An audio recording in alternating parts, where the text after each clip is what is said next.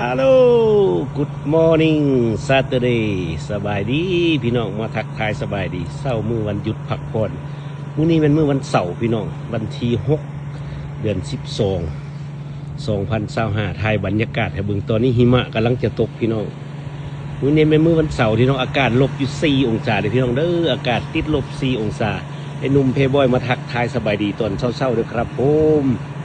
ของวันที่6เดือน12 2025แล้วพี่น้องตอนนี้เวลา10 โมงเช้าของมื้อวันเสาร์เด้อพี่น้องเด้ออยู่ทางประเทศแคนาดาทักทายสบายดี FC ทั้งสปป.ลาว FC ทั้งไทยแลนด์ FC ทั้งเมืองนอกนะพี่น้องเนาะโดยเฉพาะกับ FC อยู่ทางประเทศแคนาดาให้เบิ่งบรรยากาศอยู่ข้างบ้านพี่น้องหิมะกำลังสิลงตอนนี้กำลังสิออกไปช้อปปิ้งมาติดตามมื้อนี้เฮาสิไปช้อปปิ้งใส่พี่น้อง เดี๋ยวเจอกันนะครับผมโอเคครับขอบคุณที่ว่าติดตามชมด้วยครับเด้อให้เบิ่งบรรยากาศถนนพูดเห็นบ่ถนนหนทางน้ำมาเล่นสโนว์นำกันพี่น้องมาเล่นสโนว์นำกันสโนว์ตกแล้วครับผมมาเล่นสโนว์โอ้โหมาเล่นสโนว์นำกันเลยว้ายมักหลายหิมะพี่น้องมาเล่นหิมะนำกันกำลังตกพี่น้องพูดนะว้าวมาพี่น้องมาเล่นหิมะนำกันไว้กำลังลงมาหิมะกำลังตกคุณเห็นบ่ว้าวมาเด้อ FC เล่นสโนว์นำกันเล่นหิมะครับผมกำลังตกคุณว้าว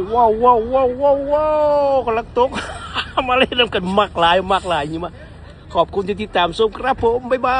ยขอบคุณได้ก่อนหนาว